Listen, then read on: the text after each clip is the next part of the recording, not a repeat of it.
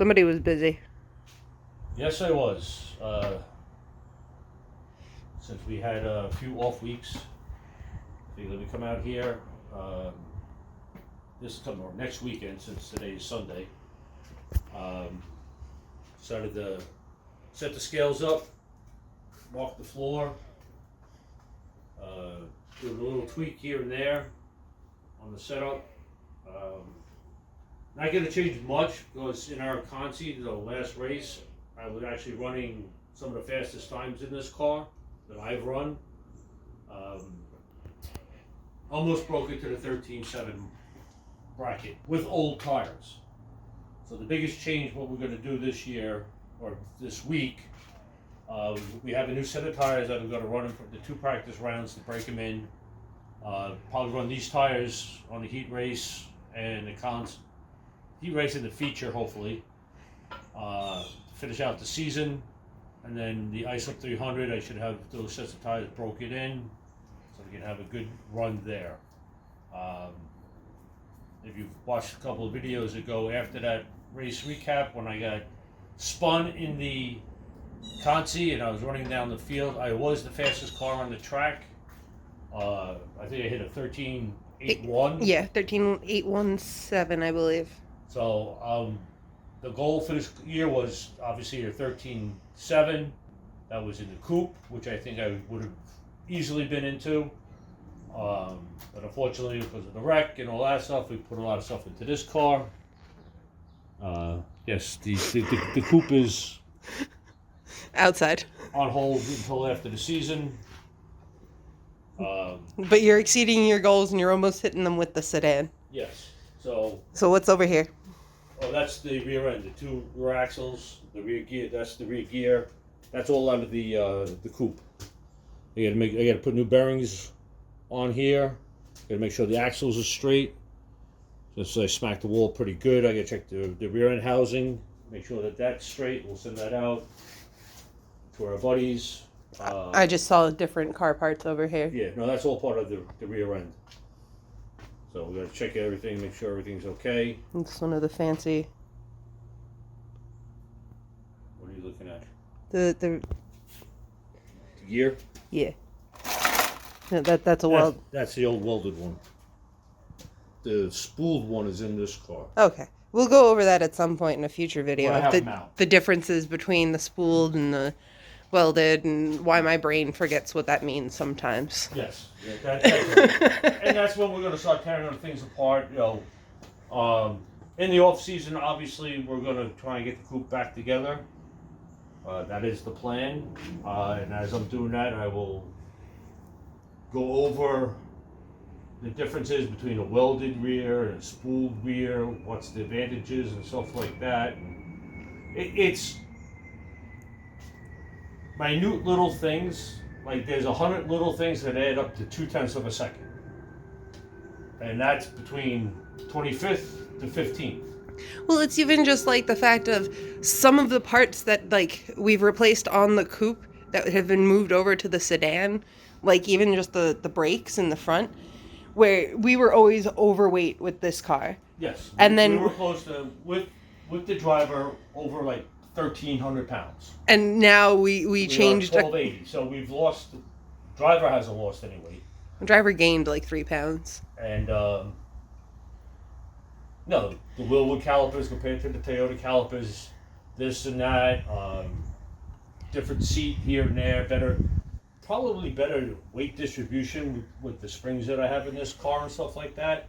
For whatever reason, I'm also running 8-inch springs in the front instead of the 10-inch springs. I don't know what the weight difference is and stuff like that.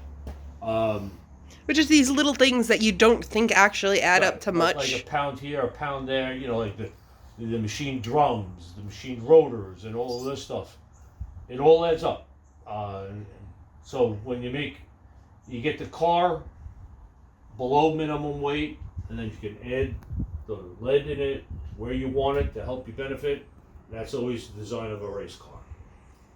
So we could probably add a little bit more lead to this car, but at this point I'm not going to mess around with this car too much. So pretty much that's it for now. we do have our number one engine in this car. I don't know if that makes that big of a difference, but it seems to be. It probably has, you know. You know, again, with a short track like this, it's kind of hard to put the power down.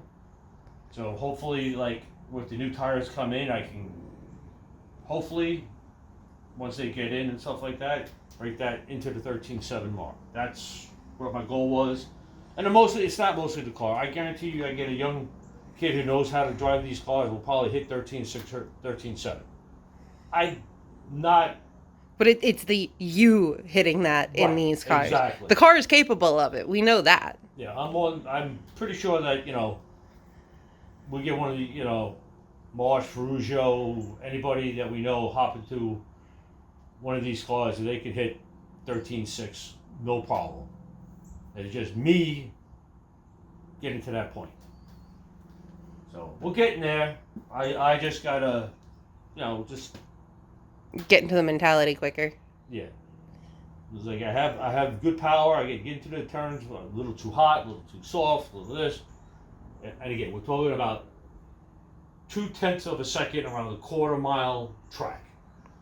That's how precise you have to be. And for those who still have difficulty picturing that, think of your high school track that you had to run the mile on for the, what was it, presidential physical test? Yeah. Whatever they called it. And we were all jogging 20-minute miles, or walking in my case, you know. No, it just matters.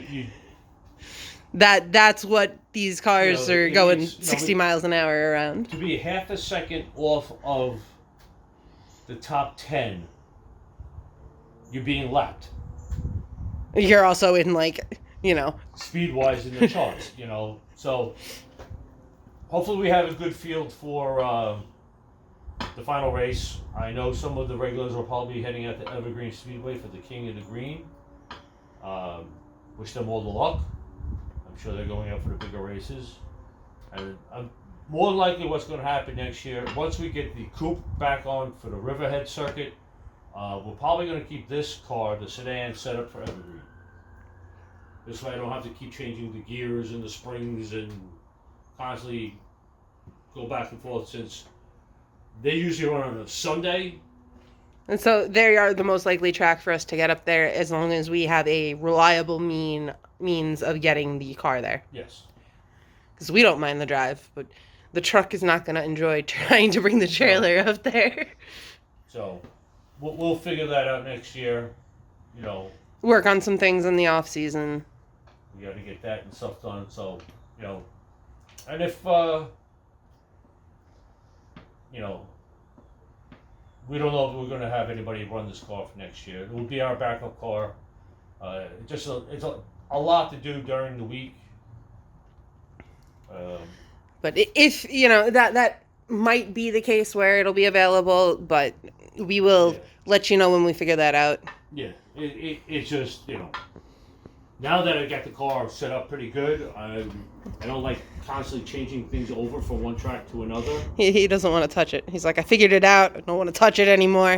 No, it's just that, you know, when I work 12 hours a day, there's only so much energy in this old body. When you're working on cars for 12 hours a day, you don't want to come home and work on cars, even if they are the fun kind. Yeah, you know, so we gotta reevaluate everything, and you know, I have these grand plans of like thinking that I'm 30 again. You know, I had a lot of energy and all that stuff, so he's not. We will go look at our plans, look at our budget. Again, that's always the key of everything, you know, budget-wise and all that stuff. So running two cars is not the cheapest. Running one car is not cheap at all. We all know that this is a very expensive hobby that we do. This is a hobby if you hate money. So I enjoy it. I enjoy working on the cars. Again, we're going to support our local racetrack at Riverhead Raceway as much as possible. Whether the decision's there or not, or we agree with or not, but we will support them because we need the track to be there. And that's pretty much it for this video. Hopefully next week we will have some good highlights from the race, and then No. We want good racing highlights, not good highlights from the race. Let's make sure we phrase that properly. Yes. So we'll see what happens. We'll gonna end this year on a good note, I hope. And in the off season, we're gonna change that windscreen. That line down the middle annoys me so much. Yes. Like, The non-driver hates the windshield. I have a lot of opinions about cars that I have no like Yes. connection to. I know. So anyway, after the championship weekend this coming Saturday on the 19th of October, we'll probably take a little bit of a break. We got a lot of shop work to do. Organizing parts for the coupe. We'll get that back. We got to go through the parts list, what I need. Get the chassis, the rear end housing sent out. See if I need axles. See if they're straight. I got to put bearings on them. I'll probably put bearings on this car because in the off season I'll take everything apart, go through the ball joints, go through the heim joints, go through everything, make sure everything is set up, get everything set for next year. That being said, peace out.